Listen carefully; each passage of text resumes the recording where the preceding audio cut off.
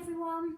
So for our RE learning this week, we will be starting a brand new topic called Stories That Jesus Heard. Now you know who Jesus is. You learned about him last half term.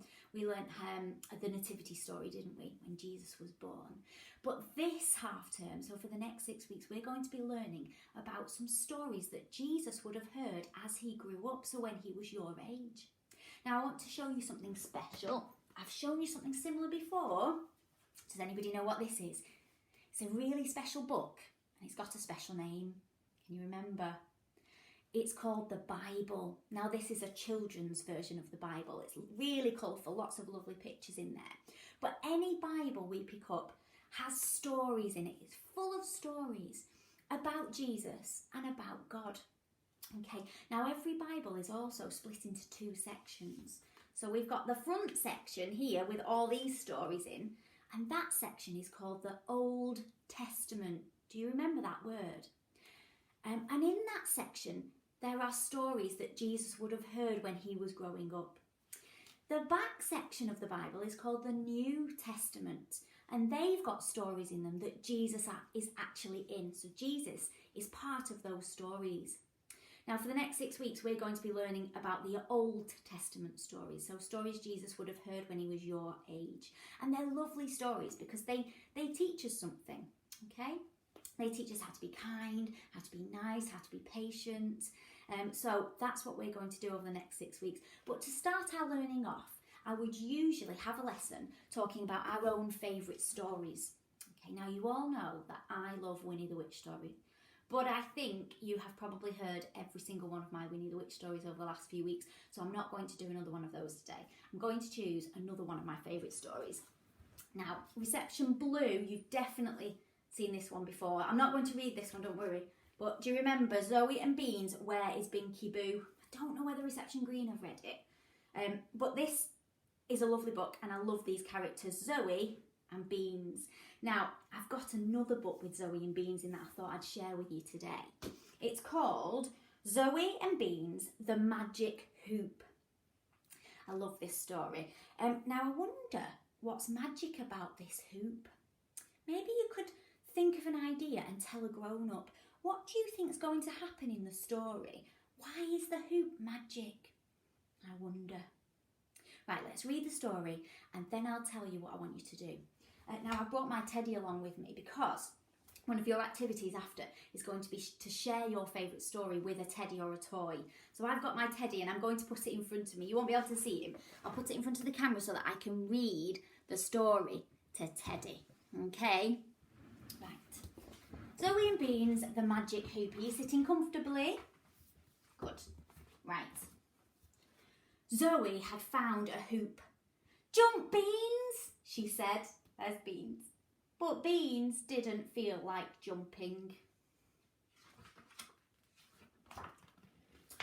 "It's fun," Zoe insisted, and she threw Binky Boo through the hoop for encouragement. Now, Binky Boo is Beans' favourite toy. "Jump," she said again, but Beans still didn't feel like jumping. I think he's feeling a bit lazy. Zoe disappeared into the house and came back with a handful of Chocky Bears. Beans would do anything for a Chocky Bear. "Jump!" Well, you'll never guess what happened next. Look, she's thrown the Chocky Bears through the magic hoop. Oh, kazumph!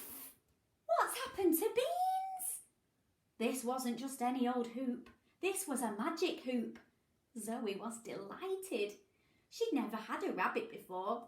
She stroked Beans' floppy ears and giggled at the trail of little brown poos he left behind him. It was a big improvement on his doggy poos, definitely.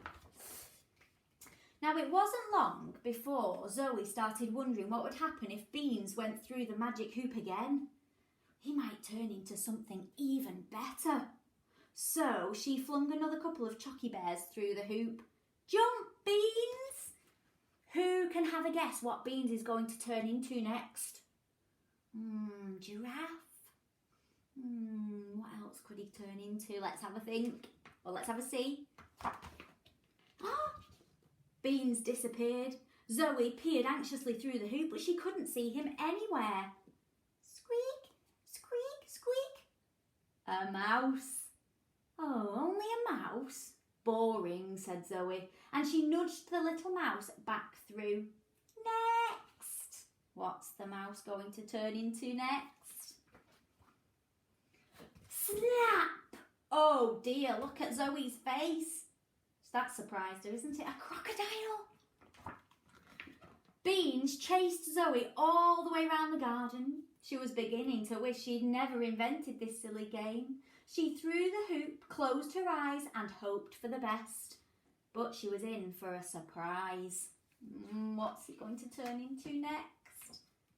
Oh, a big surprise. Who can guess what Beans has turned into? A big surprise.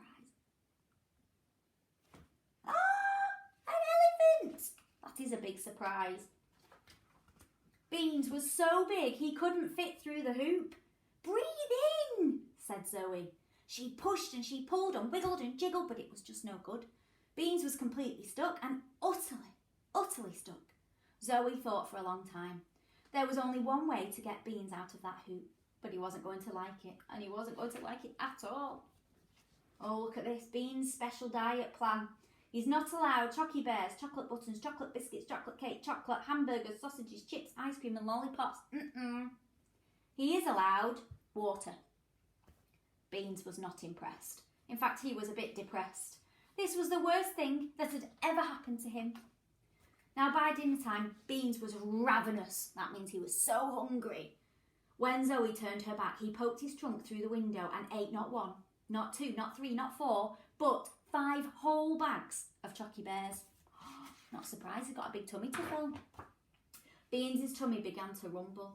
It rumbled and grumbled and gurgled and squelched. As Beans grew fatter, the hoop got tighter. Fatter and tighter, fatter and tighter, fatter and tight, and fatter and fatter and fatter. What do we think's going to happen? Scrack! The hoop snapped and Beans turned into Beans again. Phew! And with a little bit of help from some sticky tape, so was Binky Boo. So they fixed the hoop and turned Binky Boo back into normal Binky Boo again as well. Isn't that a good story? I love that. So our characters in this story are Zoe and Beans. Now what I want you to do is choose your favourite story that you read all the time, the one that you always choose off the bookshelf, and get your favourite teddy bear or your favourite toy, and I want you to retell that story to your teddy bear or toy. Okay, you don't have to read the words, just tell them all about the story and what happens and show them the pictures, okay? And then once you've done that, all you need is a piece of paper, so you don't need to print anything off, just get a piece of paper and your pencil, and I want you to draw a picture of the characters. So I would draw Zoe and Beans, and then I want you to use your pencil to write their names, the characters' names, okay? So remember that letter formation, practice that. Maybe grown-ups can write you an alphabet out so that you can choose the sounds that you can hear when you sound out their names, okay?